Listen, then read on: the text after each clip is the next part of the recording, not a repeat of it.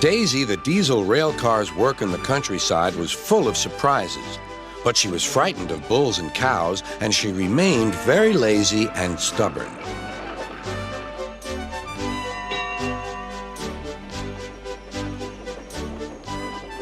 One day, Toby brought Henrietta to the station where Percy was grumpily shunting. "Hello, Percy. I see Daisy's left the milk behind again." "I'll have to make a special journey with it, I suppose." "Anyone would think I'd nothing to do," grumbled Percy. "Tell you what," replied Toby, "I'll take the milk, you fetch my freight cars." The drivers and station master agreed.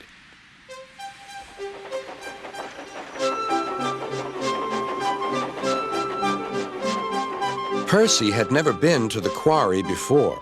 He began ordering the freight cars about. "Hurry along," he said. The freight cars grumbled to each other. "This is Toby's place. Percy's got no right to poke his funnel up here and push us around." They whispered and passed the word. "Pay Percy back. Pay Percy back." "Come along," puffed Percy. "No nonsense." "We'll give him nonsense," giggled the freight cars. But they followed so quietly that Percy thought they were under control.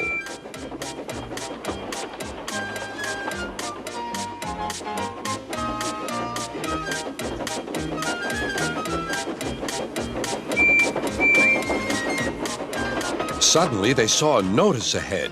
"All trains stop to pin down brakes." "Beep, beep!" "Brakes, conductor, please!" But before he could check them, the freight cars surged ahead. "On, on!" they cried. "Help, help!" whistled Percy. The man on duty at the crossing rushed to warn traffic with his red flag, but was too late to switch Percy to the runaway siding. Frantically trying to grip the rails, Percy slid into the yard. "Beep, beep! Look out!"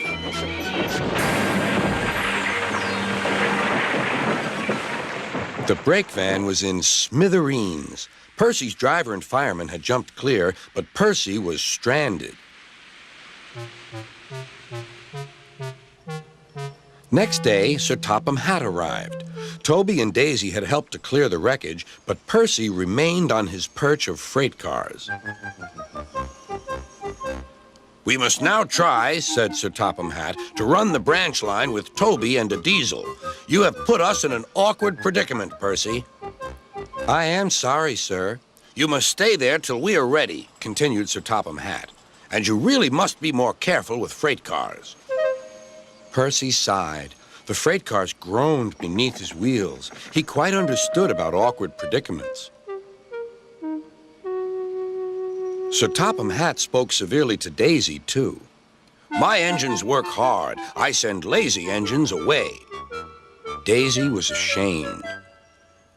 "However, Toby says you worked hard after Percy's accident, so you shall have another chance." "Thank you, sir," said Daisy. "I will work hard. Toby says he'll help me." "Excellent. What Toby doesn't know about branch line problems isn't worth knowing. Our Toby's an experienced engine."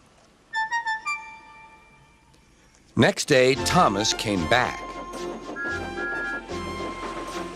And Percy was sent to be mended.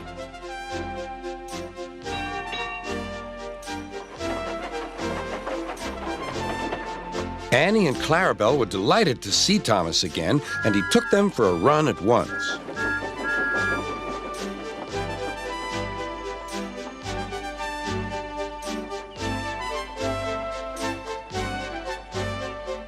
All are now friends, and Toby has taught Daisy a great deal. She shooed a cow off the line the other day all by herself. That shows you, doesn't it?